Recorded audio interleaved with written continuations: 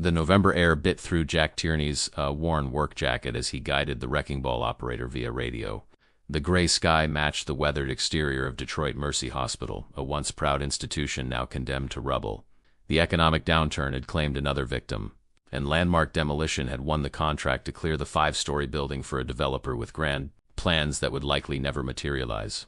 "Swing it at the east wing, second floor," Jack instructed, watching through safety glasses as the massive steel ball crashed through brick and mortar, sending dust billowing into the cold Michigan air. At 48, Jack had overseen dozens of demolitions, but something about this hospital made his skin crawl. Maybe it was the empty windows staring like hollow eye sockets, or perhaps the stories his father had told about the place when it operated at full capacity in the 60s. The radio crackled. "Jack, we've broken through to some kind of storage room. You might want to take a look." Jack trudged through debris past younger workers who joked about finding a ghost. 20 years in the business had taught him to respect the buildings they tore down. Each had its history, its secrets. Inside the partially collapsed east wing, Jack ducked under a hanging electrical conduit and found his crew gathered around an exposed room. Their flashlight beams bounced off hundreds of glass containers that had spilled across the floor. "What the hell?" he muttered, kneeling to examine one. The jar, about the size of his palm, contained human teeth, molars, incisors, canines, some still with remnants of blood and tissue. The label, yellowed with age, bore a name and date: Callahan, Richard. April 17th, 1972. "There are hundreds of these," said Mike, Jack's foreman, his voice unnaturally quiet. "All full of teeth." Jack picked up another jar. Nguyen, Phi. June 30th, 1973. Then another. Williams, Deshawn. November 22nd, 1975. "Should we call someone?" asked a younger worker, nervously shifting his weight. "Yeah," Jack replied, unable to tear his eyes from the macabre recollection. "Call the project manager. We need to document this before continuing." He pulled out his flip phone, taking rudimentary photos of the scene, and nobody touched anything else. As the crew backed away, Jack noticed a metal filing cabinet that had been knocked over in the demolition. From it spilled folders with the same names as on the jars. His curiosity overcoming his better judgment, he opened one. Inside was a dental chart, X-rays, and a form with a signature at the bottom: Dr. Marshall Gaines, Chief of Dental Research. A chill ran through Jack that had nothing to do with the November air. "What kind of hospital keeps extracted teeth for decades?" Mike asked, voicing what they were all thinking. "I don't know," Jack answered, "but I'm betting it wasn't just for record keeping." Later that night, as Jack documented the find in his report, he couldn't shake the image of those hundreds of jars, the names, the dates, spanning years. Something wasn't right. And despite his professional detachment, he knew he wouldn't rest until he understood what had happened behind those rumbling walls. 2 days after the discovery, Jack found himself at the Detroit Public Records Office, thumbing through microfiche records of Detroit Mercy Hospital. The demolition had been temporarily halted pending an investigation by the health department, giving Jack time to indulge his growing obsession. "Here we go," he muttered, adjusting his reading glasses. A 1968 article from the Detroit Free Press. Detroit Mercy Hospital receives grant for dental research. The grainy photo showed a middle-aged man in a lab coat, Dr. Marshall Gaines, accepting an oversized check from a pharmaceutical company representative. The article described a groundbreaking study on periodontal disease among urban populations, but provided few details on methodology. Jack jotted down notes, particularly about the pharmaceutical company Meridian Pharmaceuticals, a name he didn't recognize. "Finding everything okay?" The voice startled him. An elderly librarian with a name tag reading Margaret peered at his notes. "Yes, thanks. Looking into the history of Detroit Mercy Hospital. They're tearing it down now." Margaret's face changed subtly. "Mercy? I worked there as a filing clerk in the 70s before they closed the East Wing." Jack's interest piqued. "The East Wing? That's exactly where we found something strange." He described the jars of teeth. Margaret glanced around, then sat beside him. "Dr. Gaines' collection," she whispered. "He was meticulous about keeping every extracted tooth. Said it was for his research, but double quotes." She trailed off. "But what?" There were rumors. Patients from the free clinic, mostly poor, mostly minority, would come in with minor dental problems and leave with multiple extractions. Some complained of continuing pain, others developed infections, a few even claimed personality changes. Jack frowned. Personality changes from tooth extractions? It sounds crazy, I know. But there was this one case, a woman named Eliza Washington. Sweet lady. Came in for a single cavity. Dr. Gaines extracted 5 teeth. 3 weeks later, she attacked her husband with a kitchen knife. No history of violence. Nothing. When questioned, she couldn't explain why she did it. Could be coincidence, Jack offered. Could be, Margaret agreed. But there were others. And then there was the experimental treatment. Dr. Gaines developed some kind of dental implant. Not your standard material, something Meridian had created. Patients who received these implants often reported headaches, mood swings, even hallucinations. Jack's skepticism battled with his growing unease. Why wasn't this investigated? Margaret's laugh was bitter. It was 1970s Detroit.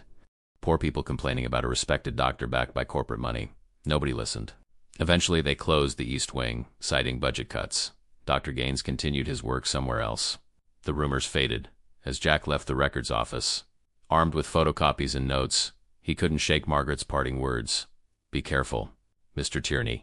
Some things stay buried for a reason. That night, Jack searched online for Meridian Pharmaceuticals. The company had been acquired by a larger corporation in the early 1980s. All records of their dental research division seemingly lost in corporate restructuring. He called Mike. I need you to check something for me tomorrow. In that room with the teeth, look for any metal containers.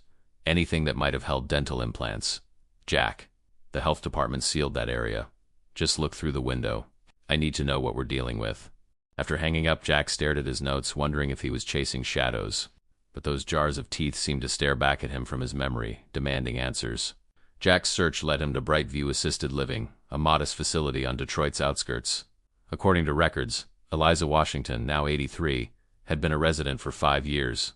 Jack had debated the ethics of approaching her, but ultimately decided the truth outweighed his reservations. At the reception desk, he claimed to be a distant nephew. A lie that earned him a visitor's badge and directions to Eliza's room. He found her in the community room, a thin woman with cloud-white hair knitting with surprisingly steady hands. The television nearby showed a game show, the volume too loud. Mrs. Washington? I'm Jack Tierney. Her dark eyes studied him skeptically. Don't know any Tierneys. I'm not family, he admitted, taking a seat beside her. I'm working on the demolition of Detroit Mercy Hospital. The knitting needles stopped. Why would I care about that place? We found something. Jars of teeth, with patient names, including yours. The needles clattered to the floor. When she spoke again, her voice had dropped to a whisper. He kept them. After all these years? Jack nodded. Mrs. Washington, can you tell me about Dr. Gaines and what happened to you there? Eliza's gaze darted around the room before settling back on Jack. Nobody believed me then. Why would you believe me now? Because I've seen evidence that something wasn't right at that hospital. She sighed, her shoulders slumping. I went in for a toothache in '73, one tooth, that's all. Dr. Gaines examined me and said I had severe infection throughout my mouth. Put me under, and when I woke up, 5 teeth were gone. But that wasn't the worst part. Jack leaned closer. What happened next? He said I was perfect for his new procedure, dental implants that would never decay. Said the government was sponsoring it for low-income patients. I was working 2 jobs, raising 3 kids alone.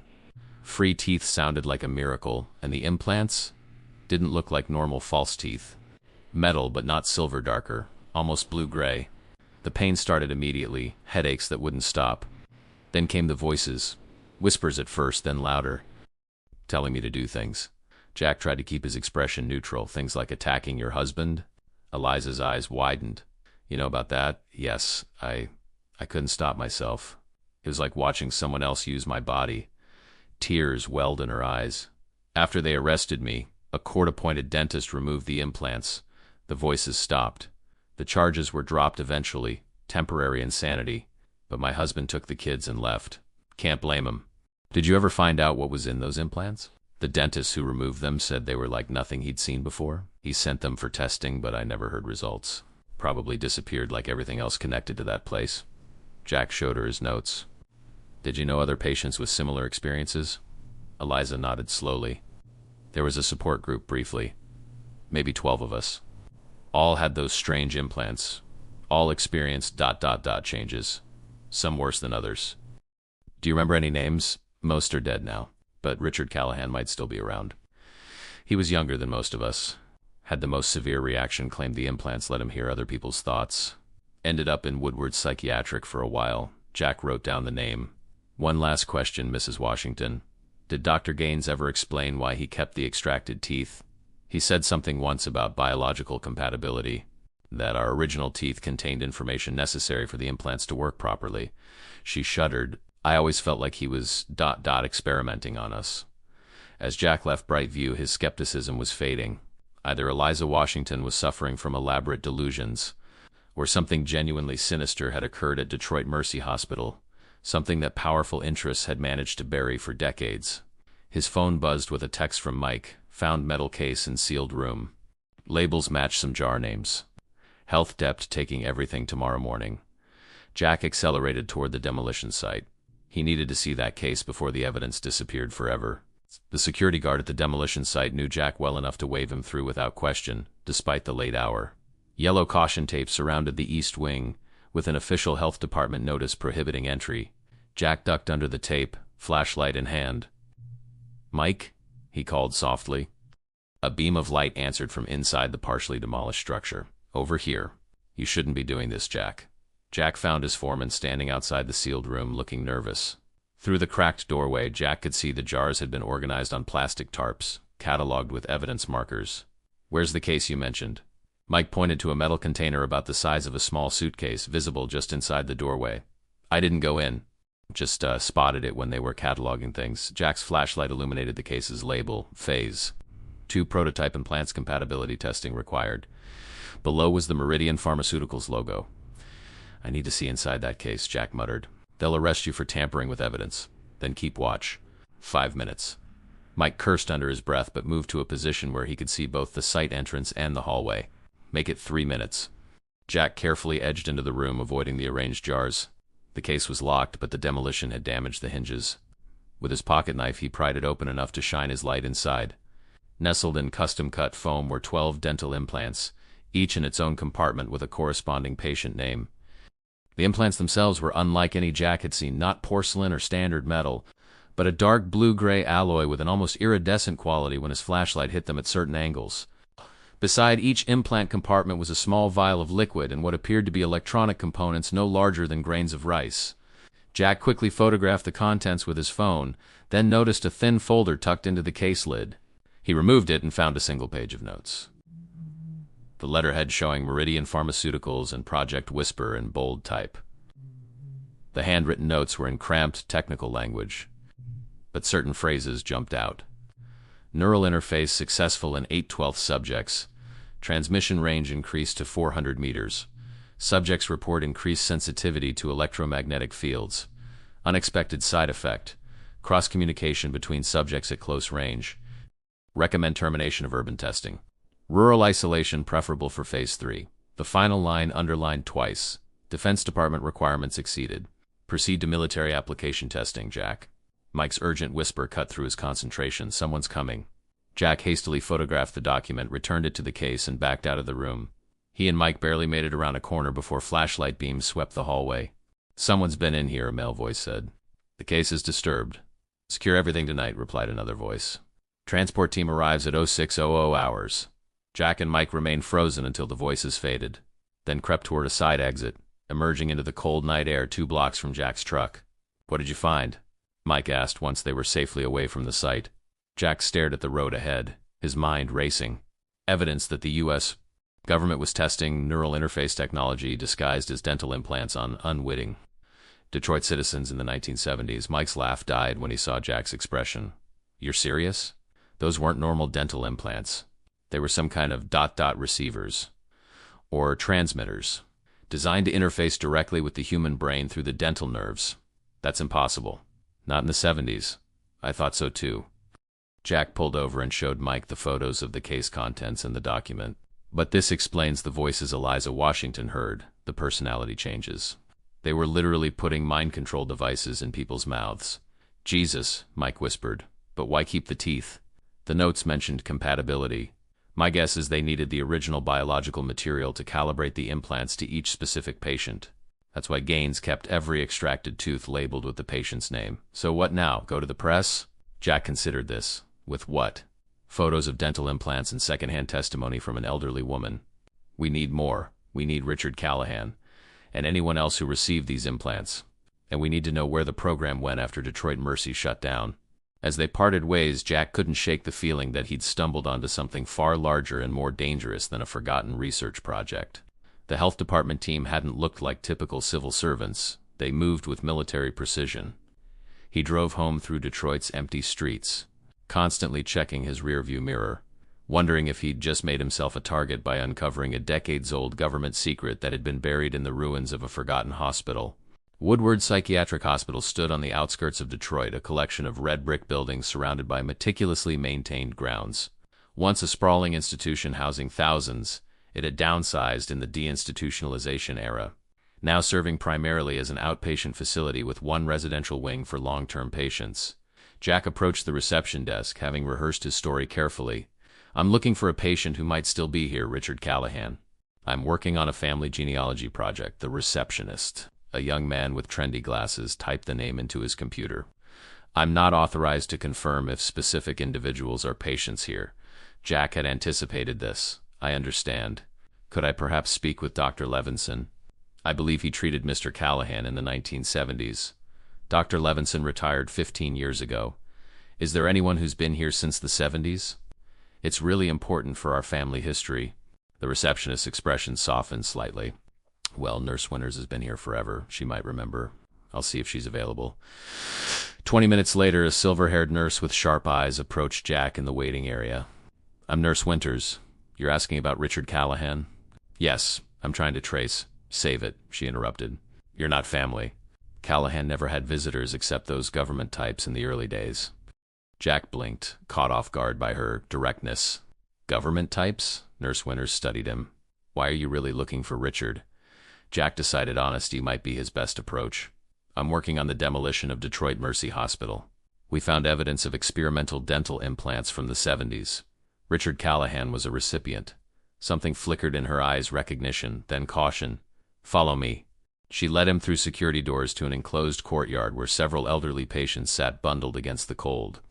"Wait here," she instructed, then approached a thin man staring at a chessboard, though he had no opponent. Jack watched their brief conversation. The man, presumably Callahan, showed no reaction until Nurse Winters pointed in Jack's direction. Then his head snapped up, eyes wide with what looked like terror. Nurse Winters returned alone. "He won't talk to you. Says you're one of them." "One of whom?" "The people who put the radio in his head." She sighed. "Richard has been here since 1976. Paranoid schizophrenia with auditory hallucinations, according to his chart. Except ... double quotes, except what? In 40 years of nursing, I've seen plenty of schizophrenia. Richard is different. His episodes follow patterns that don't match typical psychosis. They intensify when certain visitors come, government researchers who checked on him annually until about 2001. Jack glanced at Callahan, who was now rocking slightly, mouth moving in silent conversation. "Was he ever treated by a Dr. Gaines at Detroit Mercy?" "Yes. Dental work, supposedly. When he came back, he was ... changed, started hearing voices, claimed he could hear other patients' thoughts. The interesting thing was he could repeat conversations that happened in rooms where he wasn't present. You believed him?" "I've learned not to dismiss patients outright, Mr. Tierney. Richard knew things he shouldn't have been able to know. Things about staff members' private lives, security codes that changed weekly." Jack felt a chill. The implants were some kind of receiver. They were experimenting with neural interfaces. Nurse Winters nodded slowly. "I suspected something like that. But in the 70s, suggesting the government was conducting mind control experiments got you labeled a conspiracy theorist. Did they remove his implants?" "They tried. 3 surgeries. Each time Richard got worse afterward. The last surgeon found something fused to his neural tissue. Said removing it completely would cause catastrophic brain damage." Jack looked again at Callahan, feeling a wave of sympathy. "Could I try speaking with him?" "You can try, but don't expect much." Jack approached slowly, sitting at the chess table opposite Callahan. The man's weathered face twitched occasionally, his gray eyes darting around as if tracking invisible movements. "Mr. Callahan, I'm Jack Tierney. I'm not with the government. I'm looking into what happened at Detroit Mercy Hospital." Callahan's focus sharpened momentarily. "They're listening," he whispered. "Always listening. Through the teeth. The dental implants? I found evidence of them. I want to help expose what happened." A bitter laugh escaped Callahan's cracked lips. "Too late. Too late for me. But others... Gaines continued. "After Detroit. New place. New subjects." Jack leaned forward. Where did Dr. Gaines go?" "West Desert Facility. Phase 3, they called it. Broader applications. Military first, then civilian." Whispers in everyone's heads. Project Whisper, Jack said, remembering the document header. Callahan's eyes widened. You know, his hand shot out, gripping Jack's wrist with surprising strength. Find Gaines' assistant. The woman. She kept records. Copied everything. What was her name? Davis. Sarah Davis. She helped me once. Tried to remove it. He tapped his jaw. Too deep. But she knows. She has proof. A sudden commotion at the entrance to the courtyard drew Jack's attention. Two men in dark suits were speaking with a doctor, gesturing in their direction. Nurse Winters appeared at Jack's side. You need to leave. Now. Back exit through the kitchen. Who are they? Same type who used to visit Richard regularly. They monitor certain staff communications. Someone must have flagged our conversation about you. Jack stood, but Callahan clutched his sleeve. The signal is active again, he hissed. After decades, they're transmitting again, new frequencies. Preparing something big. As Nurse Winters hurried him toward the kitchen exit, Jack glanced back at Callahan, who had returned to his chess game, face once again vacant. But his parting words echoed in Jack's mind. Find Davis before they do. The teeth are just the beginning. Outside, Jack circled the building to reach his truck, ducking behind hedges when the men in suits emerged from the main entrance, scanning the parking lot. His hands shook slightly as he started the engine and pulled away from Woodward Psychiatric, wondering if he was now fleeing from the same people who had buried the truth about Detroit Mercy Hospital for decades. And somewhere in his mind, a question formed. If the experimental technology from the 1970s was primitive enough to drive its recipients insane, what were its modern iterations capable of? The Detroit Public Library's basement archives smelled of dust and aging paper. Jack had been there for hours, searching for any mention of Sarah Davis in connection with Detroit Mercy Hospital or Dr. Marshall Gaines. His back ached from hunching over microfiche readers and bound volumes of professional journals. Closing in 15 minutes, called the archivist, an elderly man who had barely acknowledged Jack's presence all afternoon. Jack rubbed his eyes. He'd found nothing concrete, just a group photo from a 1974 medical conference where Gaines appeared with his research team. None of the women in the photo were identified by name in the caption.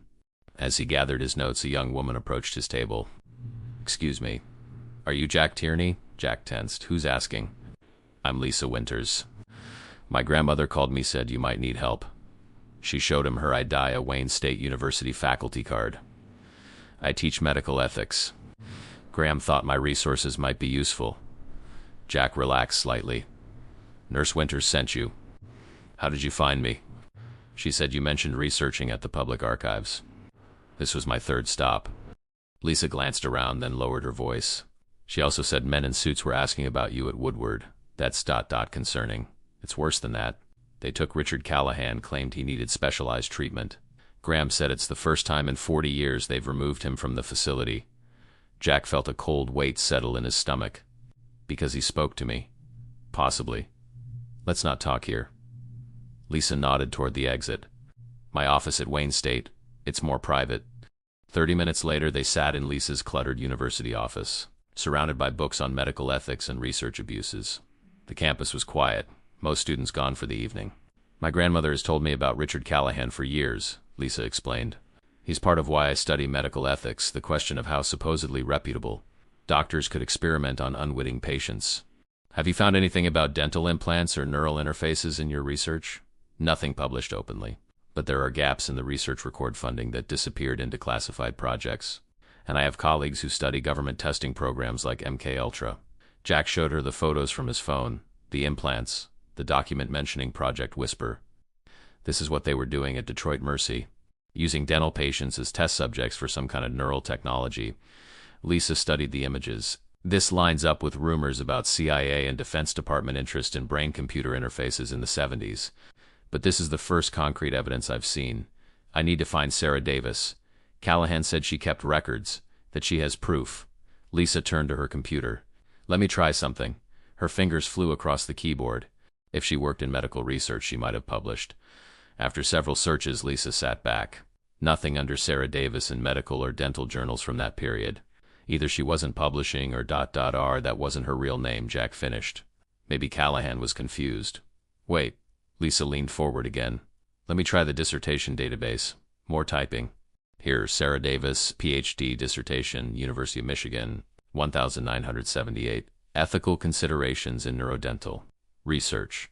Case studies in patient autonomy. It was never published, just filed with the university. Jack felt a surge of hope. That has to be her. Can we get a copy? The physical copy would be at U of M's library.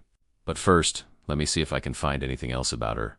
Lisa opened another database. Here we go. Obituaries. Dr. Sarah Davis, passed away 2012. Ann Arbor. Former research assistant at Detroit Mercy Hospital. Later professor of bioethics at University of Michigan. Jack's hope deflated. Dead end. Not necessarily. The obituary mentions a daughter, Catherine Davis Wilson, who followed her mother into academic research. Currently at Michigan State University.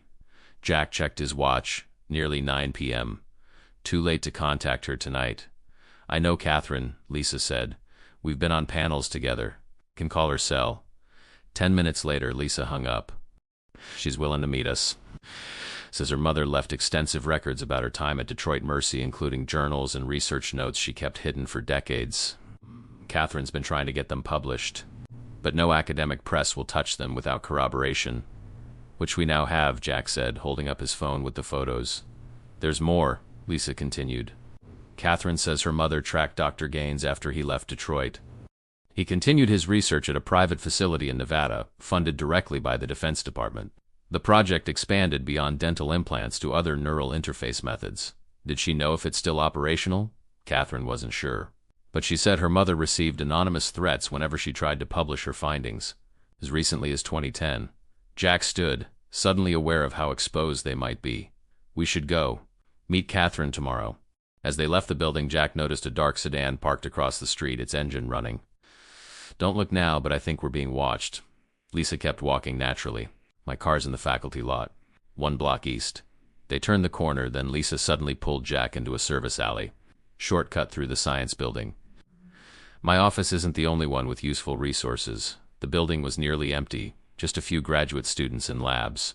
Lisa led him to a research lab using her keycard for access. Inside, she went straight to a computer. What are you doing?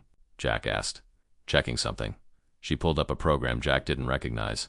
This lab develops tracking software for wildlife research, but it can also detect certain surveillance signals.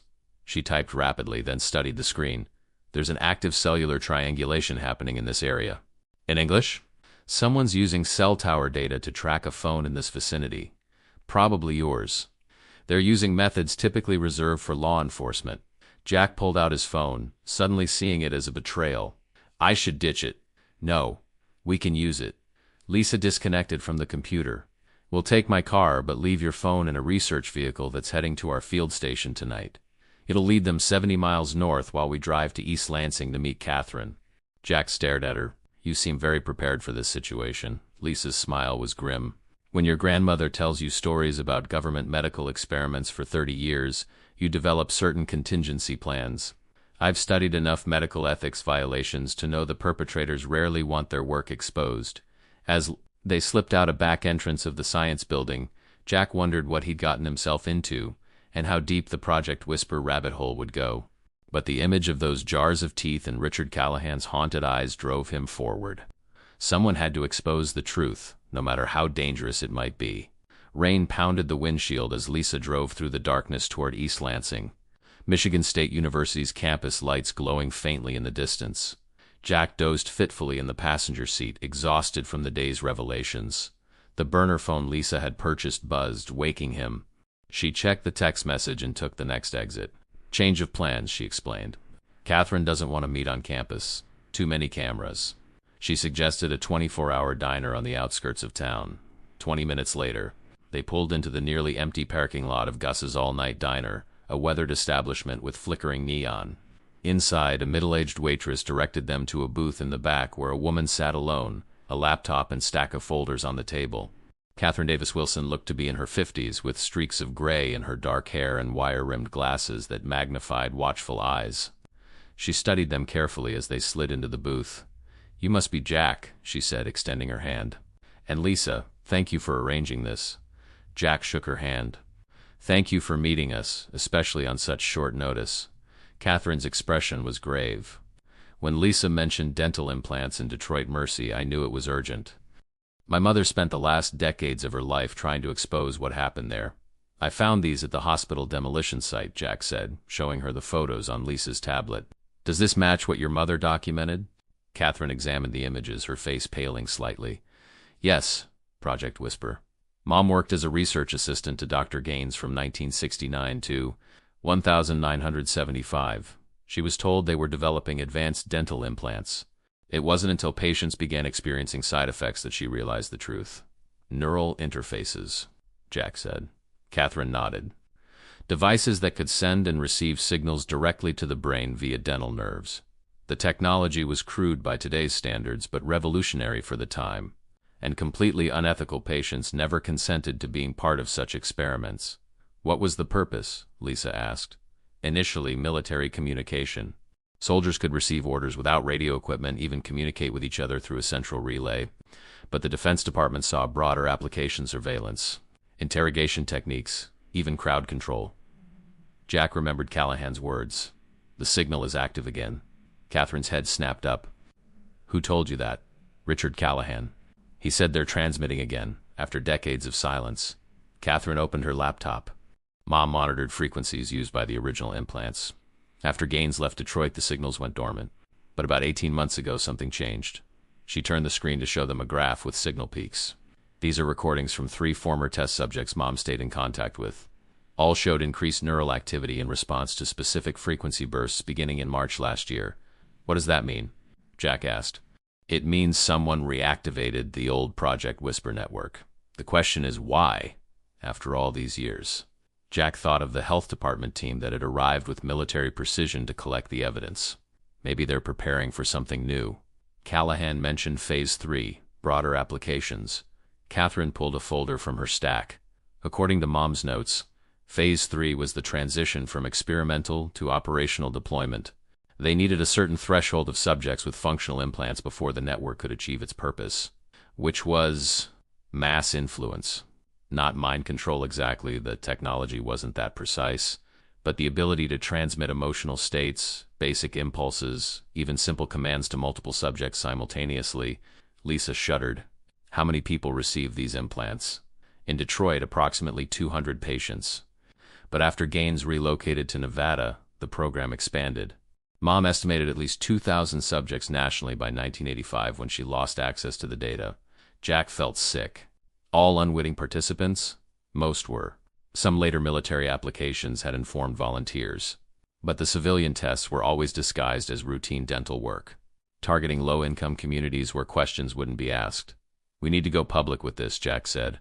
Your mother's research combined with the physical evidence I found, it's not that simple, Catherine interrupted. Mom tried for years. Mainstream publications wouldn't touch it. Academic journals rejected her papers as unsubstantiated. The few times she found sympathetic ears, they were silenced. Jobs lost, reputations ruined. What about now? Things are different. Social media, independent journalism. Perhaps. Catherine hesitated. But there's something else you should know. The implant technology has evolved. Mom's last research suggested they'd moved beyond dental implants to other delivery methods. Filings, even certain prescription medications that could carry nanoscale components across the blood-brain barrier. The implications were staggering. Jack stared at Catherine, trying to process what she was saying. You're telling me this could be happening on a much larger scale now? Without dental surgery? Catherine nodded grimly. That's what worried my mother most in her final years. The technology miniaturized, became more sophisticated. The original subjects like Callahan experienced obvious symptoms because the interfaces were crude, like early radio with lots of static and interference. Modern versions would be far more subtle. How would you even know if you had one? Lisa asked, unconsciously touching her own jaw. You probably wouldn't, Catherine said. My mother theorized that modern subjects might experience only mild effects, occasional intrusive thoughts. Emotional shifts, sudden impulses that feel slightly foreign, nothing that couldn't be attributed to normal psychological variation. Jack remembered the metal case at the hospital. The document I found mentioned the Defense Department. Is the military still involved? Mom believed control of the project transferred to a private contractor around 2000 company called Nexus Neurotechnologies. They have government contracts but operate with minimal oversight.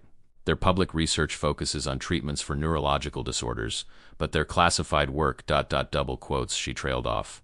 Do you have any proof of this? Jack asked. Catherine pulled a flash drive from her bag. Everything my mother documented is here. Research notes, correspondence, frequency recordings, subject interviews. I've made copies, but this is the most complete version. Jack took the drive, feeling its weight both physically and metaphorically. What are you hoping will happen with this information? Catherine's eyes hardened. Justice. Acknowledgement of what was done to those people. And safeguards to prevent it from continuing. She hesitated. But be careful. 2 journalists who showed interest in Mom's research died in apparent accidents within months of contacting her. As if on cue, the diner's door opened, and 2 men in dark coats entered, scanning the nearly empty restaurant. Jack tensed, recognizing the deliberate movements of the men he'd seen at Woodward Psychiatric. Back exit, the waitress said quietly as she passed their table, seemingly aware of the situation. Through the kitchen, cars ready. Catherine quickly gathered her materials. Gloria's an old friend. She created distraction. They slipped into the kitchen as a crash of breaking dishes came from the front of the diner. Through the back door, they found an old station wagon idling in the rain. My mother's car, Catherine explained as they piled in. Gloria keeps it here for situations like this. As Catherine drove them away through back roads, Jack wondered how many others had been drawn into this web, how many people had glimpsed pieces of Project Whisper over the decades and been silenced or discredited. Where are we going? Lisa asked. Somewhere safe to examine the data, Catherine replied. My cabin on Lake Huron. It's isolated, no digital footprint. We can decide our next steps there. Jack clutched the flash drive, thinking of those hundreds of jars of teeth, physical reminders of lives altered without consent. Whatever dangers lay ahead, he was committed now. The truth needed to come out, not just about the historical abuses, but about whatever was happening in the present. As they drove through the rain-slicked night, Jack couldn't shake Richard Callahan's warning. The signal is active again, preparing something big. Catherine's cabin turned out to be a modest but well-maintained house on a wooded lot overlooking Lake Huron. The nearest neighbor was over a mile away, and a gravel road provided the only access. By the time they arrived, dawn was breaking over the steel-gray waters. My mother bought this place in cash under another name, Catherine explained as she disabled an elaborate security system. Paranoid, perhaps, but it served her well. Inside, the main room was dominated by a wall of filing cabinets and bookshelves. A large desk held 3 computer monitors and various electronic equipment Jack didn't recognize. Mom's command center, Catherine said with a sad smile. She monitored frequencies, tracked research publications, followed the careers of everyone connected to Project Whisper. After she died, I continued her work. Jack inserted the flash drive into one of the computers. What should we look at first? Start with the subject files, Catherine suggested. They humanize what happened. Numbers and technical details can be dismissed, but personal stories have power. The files contained interviews with over 40 former test subjects, audio recordings, transcripts, medical records. Jack selected one at random. Martinez, Elena. Implant date: March 14, 1974. The woman's voice was elderly but clear. They said I needed 3 teeth pulled. When I woke up, I had these strange new teeth, not normal dentures. That's when the dreams started. But they weren't really dreams. I'd see things while awake, memories that weren't mine. A man in a uniform looking at papers. A laboratory I'd never visited. Sometimes words or numbers would just appear in my mind. Jack listened to several more testimonies, each disturbing in its uniqueness. Some subjects reported hearing voices or music. Others described sudden emotions with no apparent cause: rage, euphoria, deep sadness. Several mentioned an ability to receive thoughts from other implant recipients when in close proximity. This is heartbreaking, Lisa said after an hour of review. These people's lives were ruined for a government experiment. Look at this, Catherine called from another monitor. Mom compiled data on subject demographics. Over 80% were from low-income neighborhoods.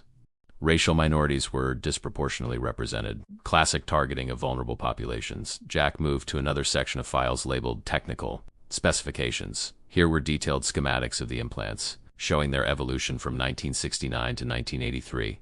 The early versions were relatively crude, simple receivers with minimal transmission capability. Later models became increasingly sophisticated, with bidirectional communication and what was labeled emotional response modulators. This one's interesting, Catherine said, opening a file from 1982 internal memo from Dr. Gaines to Defense Department officials. He's requesting additional funding for what he calls field applications testing in urban environments. Jack read over her shoulder. Localized. Deployment has proven successful in controlled settings. Subjects within a 3-block radius demonstrated synchronized emotional responses to transmitted signals. Proposal: expand testing to evaluate effectiveness for crowd dispersal and civil pacification applications. They were testing it for riot control, Lisa realized. Or incitement, Catherine added. If you can trigger fear or anger in a crowd, you can create a riot as easily as disperse one. Jack continued exploring the files, eventually opening a folder labeled Current Research. These were Sarah Davis's notes from 2008 to 2012, tracking scientific publications that showed indirect links to Project Whisper technology. Look at this company, Meridian Dental Solutions, Jack said. They're developing smart fillings that can monitor bacterial activity and release targeted antibiotics. Catherine nodded. Perfect cover for next-generation neural interfaces. Who would question a dental innovation that promises to end cavities? As morning turned to afternoon, they compiled a timeline of Project Whisper's evolution and its potential current applications. The picture that emerged was disturbing. What began as military communication technology had evolved into a potential tool for widespread monitoring and influence, disguised as medical advancement. We need to focus on the signal reactivation, Jack said, remembering Callahan's warning. Why now after decades? Catherine pulled up a frequency analysis program. Mom recorded baseline signals from the 1970s. We can compare them to what I've been detecting. Recently, the visualization showed clear differences. The modern signals were more complex, with patterns that repeated at precise intervals. What does that mean? Jack asked. The original signals were simple, basically on off commands or basic emotional triggers. These new transmissions contain significantly more data. They're more like programming instructions. For what? Catherine shook her head. I can't tell without knowing the reception parameters of the modern implants. But the signal strength has been increasing steadily over the past 6 months. Lisa, who had been reviewing geographical data, called them over. Look at this map. The original test subjects were concentrated in major urban centers: Detroit, Chicago, New York, Los Angeles. But these red dots show where Mom detected active signals in 2012. The map showed coverage across most major U.S. population centers, with particularly dense concentrations in Washington, D.C., New York, and the San Francisco Bay Area. Political and technological centers, Jack observed.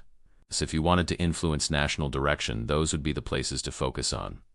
A notification popped up on Catherine's monitoring system. That's strange. There's a significant spike in signal activity right now. She opened a real-time frequency monitor. The display showed intense activity across multiple bands, far more than they'd seen in any previous records. Something's happening, Catherine said, her voice tense. This is at least 10 times the normal transmission level. Jack remembered the document he'd photographed. The note mentioned Defense Department requirements exceeded. What if this isn't just about monitoring or subtle influence anymore? What if they're activating some new capability? Catherine's fingers flew across the keyboard. I'm checking news feeds for any unusual behavioral reports. As she worked, Jack felt a growing sense of urgency. The demolition of Detroit Mercy Hospital had disturbed. More than old building materials, that had exposed the first links in a chain that led to something happening right now. Something potentially affecting thousands of unwitting people across the country. We need to go public immediately, he decided. All of it. The original experiments, the evolution of the technology, and whatever's happening now. How? Lisa asked. Traditional media will take too long if they believe us at all. Jack thought for a moment. I have a contact at the Detroit Free Press, Jordan Chun.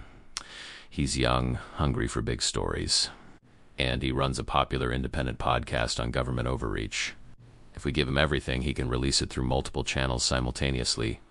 It's risky, Catherine warned. Once we do this, we'll be exposed. We already are, Jack pointed out. Those men have been tracking us since Woodward. At least this way, the information gets out. As they debated their next move, Catherine's security system chimed. On the monitor, they could see a black SUV approaching on the gravel road. They found us, Lisa whispered. Catherine moved quickly to a cabinet, removing a hard-sided case. Backup plan. Mom always had one. Inside was a satellite phone and another flash drive. This phone can't be traced. The drive contains everything, plus Mom's contingency instructions. Jack took the items. What about you? I'll stall them. I'm a respected academic. They can't just make me disappear without raising questions. You two take the back trail to the secondary road. My car is hidden in the old boathouse. Jack hesitated, but Catherine's expression was resolute. Someone has to get this out. More lives are at stake than just ours. As Jack and Lisa slipped out the back door, Jack glanced back to see Catherine calmly sitting at her desk, arranging papers as if preparing for an academic presentation. Her courage in the face of whatever was coming strengthened his resolve to expose the truth about the teeth, the implants, and the signals now pulsing invisibly through the air around them. The old Volvo hidden in Catherine's boathouse sputtered to life on the third try. Jack navigated carefully down the narrow dirt track that served as an emergency exit from the property, keeping the headlights off despite the gathering dusk. "Do you think she'll be okay?" Lisa asked, glancing back toward the now-hidden cabin. "I hope so," Jack replied, though his gut told him otherwise. The men pursuing them hadn't shown much concern for niceties so far.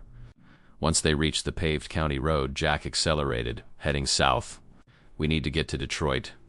My contact, Jordan, he's our best chance to get this information out quickly." Lisa nodded, examining the satellite phone. "Catherine said this can't be traced?" "That's the theory. Old technology sometimes has advantages." Jack handed her the flash drive. "See what's on there. Particularly anything about these recent signal activations." Lisa connected the drive to her laptop. "There's a video file from Sarah Davis, dated 2012, labeled If Found." She played the video. An elderly woman appeared on screen, her resemblance to Catherine unmistakable despite her age. "If you're watching this, I'm likely dead, and you've become involved in Project Whisper," Sarah Davis began. "First, understand the scope. What began as a localized experiment has evolved into a nationwide neural monitoring network. The implant technology advanced beyond dental applications around 1995, when Nexus Neurotechnologies developed micro-scale interfaces that could be delivered through multiple vectors, not just dental work, but certain vaccinations, eye drops, even some processed foods." Jack and Lisa exchanged alarmed glances. "I estimate between 200,000 and 1 million Americans currently carry some form of these interfaces," Sarah continued. "Most exhibit no symptoms due to the advanced design. The current generation interfaces primarily monitor tracking location, gathering biometric data, and recording emotional states. But they retain the capacity for influence under specific conditions." Sarah's expression grew more grave. "My greatest concern is Protocol Omega capability I discovered in Nexus Communications. It's designed to activate all interfaces simultaneously during what they term a national security emergency. The specific effects are unknown, but based on early research parameters, it could range from mass emotional manipulation to temporary cognitive impairment of affected populations." "Jesus," Jack muttered. "If you're seeing this and you've detected unusual signal activity, Protocol Omega may be activating. Your priority should be disruption. The transmission network relies on specialized equipment at 3 primary locations." Sarah listed coordinates for facilities in Nevada, Virginia, and Washington state. "The system has one vulnerability, a calibration requirement. Every 24 hours, all transmitters must synchronize to prevent signal degradation. This happens at 3 a.m. Eastern Time. A focused electromagnetic pulse at any primary transmitter during calibration would cascade through the system, temporarily disabling all transmitters." The video ended with Sarah looking directly into the camera. "Whoever you are, you now carry a terrible responsibility. I've spent decades trying to expose this program through proper channels. I failed. Perhaps you'll succeed where I couldn't. Good luck." Lisa closed the laptop, her face pale. "If she's right about the scale ... it's horrifying," Jack agreed. "But we need more than one woman's testimony, no matter how credible. We need something current, something undeniable." He thought for a moment, then pulled over at a rural gas station. "I'm going to call Mike, my foreman. See if he can get back into that hospital room before everything's removed." Using the satellite phone, Jack reached Mike, explaining the situation in abbreviated terms. To his relief, Mike didn't dismiss him as crazy. "I've been worried about you, man. Those health department guys, they weren't from any health department. Military, if I had to guess. They cleared everything out yesterday morning. Everything. The jars, the case, everything. But Jack, they missed something. When we knocked down another section today, we found a sealed office. Must have been Gaines' private space. There's a safe built into the wall." Jack felt a surge of hope. "Can you get into it?" "Already did." "Construction sites have their uses," Mike chuckled. "There's a bunch of files, lab notebooks, and something else that looks like recording equipment, really old reel-to-reel stuff. That could be exactly what we need. Can you meet us somewhere?" They arranged a rendezvous at a 24-hour truck stop outside Detroit. As they drove, Lisa continued analyzing the data on the flash drive. "These signal patterns, they're intensifying. And look at this map tracking interface distribution." She showed Jack a visualization of major U.S. cities glowing with varying intensities of red. The highest concentrations are in political centers, financial districts, and media hubs. "Strategic," Jack noted grimly. "If you wanted to influence how a crisis was perceived and reported ... exactly. And there's something else internal. Nexus Communications about a nationwide readiness exercise scheduled for this week." Jack checked the date on his watch. "That's today." Lisa continued reading. The document mentions validating response parameters across all implant generations and preparing for potential deployment scenarios. They're testing the system, Jack realized. Making sure it works before ... Before what? Lisa asked quietly. I don't know, but Sarah mentioned national security emergency, creating the right conditions for implementing Protocol Omega. 3 hours later, they met Mike at the truck stop. The burly foreman handed over a cardboard box containing aged files and a small reel-to-reel recorder with several tape reels. The labels on these tapes, Mike said, pointing. They say subject conditioning protocols and command response testing. Sounds like some mad scientist stuff. It is, Jack confirmed. Did anyone see you recover these? Don't think so. I told the crew I was checking structural integrity of the remaining walls.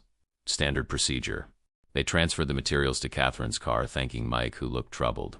Jack, what exactly did we uncover? Those teeth, those people, ... double quotes, a government program that never should have existed, Jack answered honestly. One that might still be operating on a scale we can barely comprehend. With the new evidence secured, they continued toward Detroit, where Jordan Chun waited, their best hope for broadcasting the truth before whatever was happening reached its culmination. As they drove, Jack couldn't shake the feeling that they were racing against a clock, one whose alarm would affect hundreds of thousands of people, who had no idea what had been placed inside them, waiting to be activated. Jordan Chun's apartment doubled as his podcast studio, a small space crammed with professional-grade recording equipment, multiple computers and walls covered in sound-dampening foam. The journalist himself was younger than Jack expected, maybe 30, with an intensity that manifested in constant movement as he examined the evidence they'd brought. This is ... double quotes, Jordan paused, searching for words. This is beyond anything I've covered before. And I've done stories on surveillance programs, black site prisons, you name it, but you believe us? Lisa asked. Jordan gestured to the pile of evidence. The documentation is too detailed to fake. Those teeth samples Mike brought, I can have them analyzed by a friend at the university. And these recordings, ... double quotes, he had been listening to one of Dr. Gaines' tapes, which dispassionately described successful behavioral modification in subject 117 through targeted impulse stimulation. The question is how to package this, Jordan continued. We need to release everything simultaneously across multiple platforms, with enough context that people understand the implications. Jack nodded. How quickly can you put something together? For maximum impact, 12 hours. I need to digitize these tapes, organize the documentation, create a coherent narrative. And I need to set up dead man switches on multiple servers. Dead man switches? Lisa asked. Insurance. If the wrong people try to stop the release, the information automatically goes public. Jordan's expression was grim. People have disappeared for exposing less than this. While Jordan worked, Jack and Lisa organized the documentation, creating a timeline from the original Detroit Mercy experiments to Catherine's recent signal detections. Mike arrived with 2 dental samples he'd kept separate from those collected by the authorities, physical proof of the implant's existence. By dawn, they had created what Jordan called an information package, a comprehensive presentation of Project Whisper's history, evolution, and current activities. Jordan had recorded a podcast explaining the findings and prepared video presentations of key evidence. It's ready, he announced, rubbing his bloodshot eyes. Set to release across 20 different platforms at noon today. Jack checked his watch. 7:23 a.m. What now? Now we wait, Jordan said. And stay alert. Once this goes live, a notification chimed on Jordan's monitoring system. That's strange. What is it? Lisa asked. I have alerts set up for unusual patterns in emergency broadcasts, civil defense activations, that kind of thing. Jordan typed rapidly. There's a nationwide emergency alert test scheduled for 3 p.m. today. Jack remembered Sarah Davis's video. The calibration time she mentioned was 3 a.m. They must have changed it, Lisa said. Or ... double quotes, or this isn't a test, Jack finished. It's the real thing. Protocol Omega. Jordan looked confused. What exactly do you think is happening? Jack explained their theory that the emergency broadcast system would be used to transmit activation, signals to implants nationwide, triggering whatever response had been programmed into them. We need to move up the release, Lisa urged. Get the information out before the test happens. Jordan nodded, typing commands to reschedule the information drop. Noon is too late. I'll set it for 10 a.m. That gives us, he checked the time, less than 3 hours.